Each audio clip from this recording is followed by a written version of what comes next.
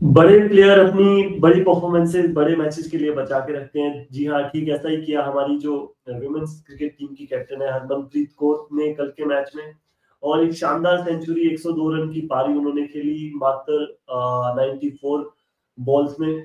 और उसके बाद आपने देखा कि इंडिया ने एक अच्छे तरीके से ये जो थ्रिलिंग कॉन्टेस्ट था, सीरीज ऑलरेडी 1-1 की बराबरी पे खड़ी थी, उसको 13 रन से जीत लिया लास्ट में। और थोड़ा 2 विकेट जल्दी गिरने के बाद इंग्लैंड की जो 2 बैटर्स थी उन्होंने थोड़ा लड़ने का ट्राई किया, इंग्लैंड की टीम को इस कॉन्टेस्ट में रखने का ट्राई किया। बट जो क्रांति गौड़ है, एक न्यू कमर है इस सीरीज में, इंडियन टीम की पेस अटैक का अहम हिस्सा थी इस टाइम पे। तो उन्होंने 6 विकेट लिए 52 रन देके अपनी 9.5 ओवर्स के स्पेल में। तो ये जो दो बड़े जीत के हीरो रहे कल के मैच में हमारे। तो उसके अलावा अगर और बात की जाए तो ऋचा घोष ने भी लास्ट के 5-6 ओवर्स में शानदार बैटिंग की उन्होंने। अगर मैं एग्जैक्ट स्कोर बताऊं तो 18 बॉल में 38 रन उन्होंने बनाए। और इसके अलावा भी यहाँ पे जामिमा रोड्रिक्स ने अच्छी इनिंग खेली, हरलीन हरलीन देओल ने अच्छी इनिंग खेली। उसके अलावा जो ओपनिंग पार्टनरशिप हमारी रही समृति और प्रतिका रावल, वो भी अच्छी 64 रन की वो पार्टनरशिप रही। सो कुल मिला के एक अच्छा कंप्लीट गेम आप बोल सकते हो इंडियन टीम की तरफ से। यहाँ पे फील्डिंग में भी अच्छे कैचेस हमने पकड़े और काफी बड़ा ग्राउंड था वहां पे। सो बाउंड्रीज इतनी इजी तरीके से नहीं लेने दिया वहां पे हमने इंग्लैंड बैटर्स को। तो उस हिसाब से ये एक अच्छा हाई स्कोरिंग थ्रिलर था। जीतना दोनों ही टीमों के लिए जरूरी था यहाँ पे सीरीज को अपने नाम करने के लिए। बट कैप्टन की ये पारी जब भी मतलब बड़े बड़े मैच आते हैं तो वो फिर बड़े प्लेयर्स की वहां पे जरूरत पड़ती है। उस हिसाब से उन्होंने अपने आप को यहाँ पे आगे किया, फ्रंट से लीड करने का ट्राई किया और वो काफी उसमें सक्षम भी हुई एट द एंड। और 13 रन से ये टीम इंडिया ने मैच जीता। पहले बल्लेबाजी करके 318 रन बनाए 50 ओवर्स में। और इंग्लैंड जवाब में बना पाई 305 रन 50 ओवर्स में। तो उस हिसाब से दो जो ये मेन हमारे परफॉर्मर रहे। उसके अलावा बैटिंग में भी अगर बात करो, पहले हमने जब बैटिंग की तो प्रतिका रावल ने 26 रन बनाए। उसके अलावा समृति ने 45 रन का सहयोग किया यहाँ पे स्कोर बोर्ड में। फिर हरलीन देओल लगातार अच्छा परफॉर्म करती आ रही है, T20 आईज में भी अच्छा परफॉर्मेंस था इनका।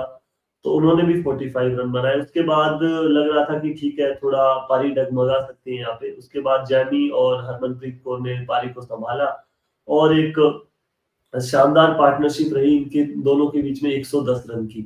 उसके बाद लास्ट में एक अच्छा फिनिश चाहिए था वहां पे, ऋचा घोष क्रीज पे आई और जो वो अच्छे तरीके से करती है, काफी लंबे टाइम से करती हुई आ रही है ये काम, फिनिशिंग वाला जो रोल उनको दिया हुआ है। और ऑलमोस्ट आप देखोगे यहाँ पे 200 से भी ज्यादा, 211 की स्ट्राइक रेट से उन्होंने 38 रन बनाए, 3 चौके और 2 छक्के के छक्कों की मदद से यहाँ पे। तो ऑल अराउंड परफॉर्मेंस रहा बैटिंग में, तो खास करके जो डेप्थ है उसका अच्छे से यूज किया।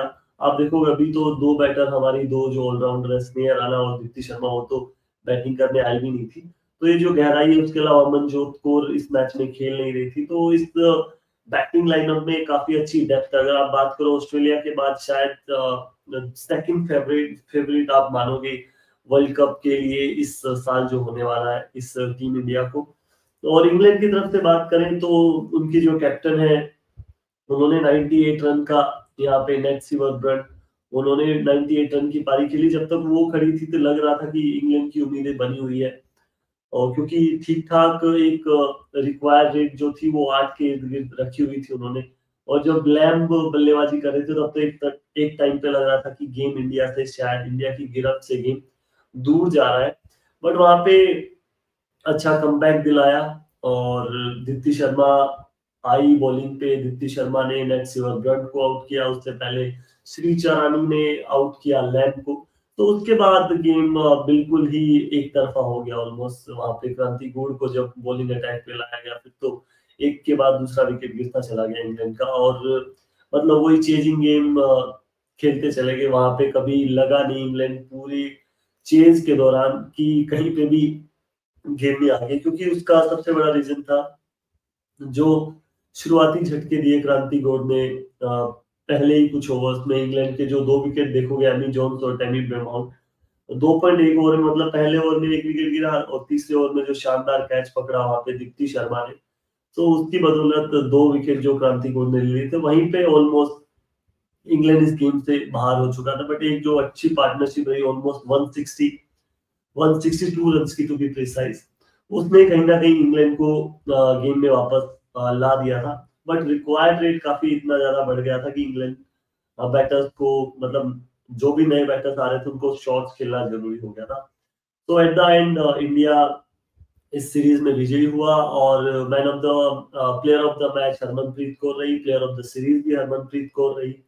और ऑलराउंड परफॉर्मेंस हम बोलेंगे इस सीरीज में भी, इस मैच में भी, और अच्छा कॉन्फिडेंस लेके आने वाले मैचेस में जाएंगी यहाँ से टीम इंडिया।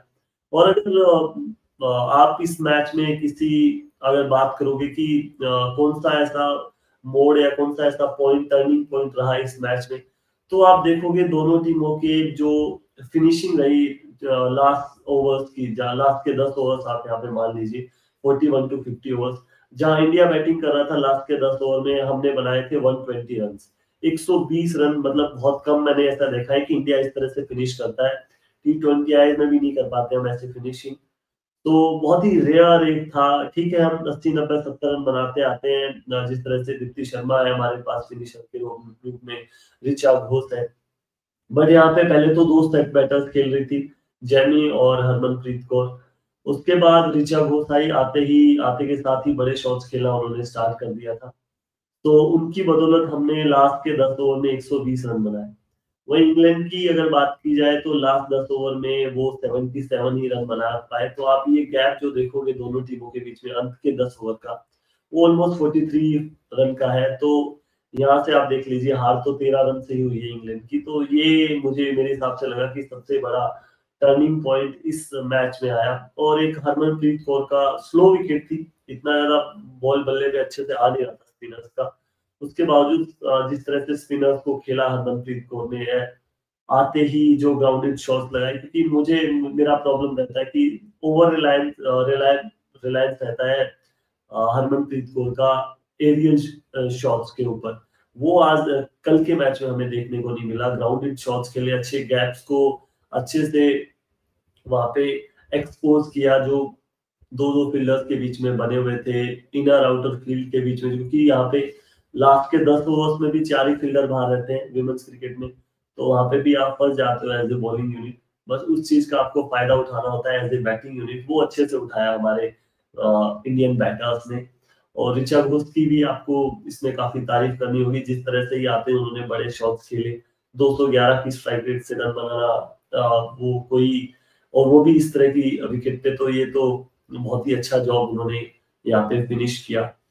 तो ओवरऑल काफी अच्छी दिख रही है टीम आने वाले मैचेस के लिए भी। और ये सीरीज हमने बहुत ही तगड़ी खेली है, चाहे वो T20 आईज हो जाए पांचों, या फिर ये तीनों वनडे मैचेस हो। पिछले मैच में जरूर हमारी बैटिंग जो है फेल हुई थोड़ी सी, बट एक आधे मैच में तो चलता है इतना।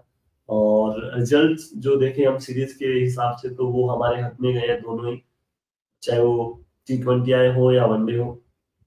तो काफी अच्छी परफॉर्मेंस, क्रांति गोड अगेन नया चेहरा है इस टीम में। बट जो रेणुका सिंह ठाकुर की जो कमी एक बार लग रहा था कि खलेगी, जो नई बॉल से विकेट लेने में वो भी माहिर है, और एक इन स्विंगर उनका भी जो ट्रबल करती है वो बैटर्स को नई बॉल के साथ, सेम वही क्वालिटीज लेके आती है क्रांति गोड भी। थोड़ा सा पेस शायद कम है उनका रेणुका सिंह ठाकुर से, but same quality, almost same skill के साथ वो भी नई बॉल से उतना ही प्रभावित कर पाई है इस सीरीज में, जितना कि हमें रेणुका सिंह ठाकुर की होते हुए मदद मिलती। तो वो नई बॉल से जो विकेट लेने वाला था हर मैच में, वो उन्होंने करके दिखाया, जिस वजह से अंत में इंडिया के नाम ये सीरीज रही। तो वेल डन टीम इंडिया, और कैप्टन ने अच्छे से फ्रंट से आके लीड किया लास्ट मैच में, अच्छी सेंचुरी ऑलमोस्ट। आप ये भी देखोगे, ये भी सेंचुरी जो है वो 100 से ऊपर की स्ट्राइक रेट से आई है। और उस टाइम पे जहाँ पे मिडिल ओवर्स में आप गेम को आगे बढ़ाना थोड़ा सा मुश्किल होता है, और वो भी तब जब आपकी 2 विकेट एक साथ जल्दी गिर गई थी। पहला विकेट 64 पे गिरा, फिर दूसरा 81 पे। उसके बाद पहले पार्टनरशिप की हरलिन देओल के साथ, फिर दूसरी पार्टनरशिप यहाँ पे जेमी के साथ, तो उस हिसाब से काफी अच्छी पारी हरमनप्रीत कौर की तरफ से। उसके अलावा अच्छे बैटर्स जो भी आए वो साथ निभाते चले गए दूसरे एंड से भी, तो उसकी बदौलत आपने इतना बड़ा स्कोर खड़ा किया। और स्पिनर्स ने, मैं थोड़ा सा ये कहूंगा कि स्पिनर्स हमारे इतने ज्यादा इफेक्टिव नहीं हो पाए, स्पेशली मिडिल ओवर्स में जब वो पार्टनरशिप बन रही थी, हम स्कोर बोर्ड को वो आराम से चलाते जा रहे थे, बट वो भी कहीं ना कहीं उन पे भी प्रेशर था, वो रिस्क वाले शॉट ज्यादा खेल रहे थे, लेफ्ट स्वीप हो जाए, रिवर्स स्वीप हो जाए, तो चार फील्डर जब बाहर होते हैं तो आपको ये वाला काम भी करना थोड़ा सा मुश्किल हो जाता है बीच के ओवर्स में। सो काफी अच्छी परफॉर्मेंस, और बाय बाय, थैंक यू, आज के लिए इतना ही है, और मिलते हैं आपसे नेक्स्ट वीडियो में।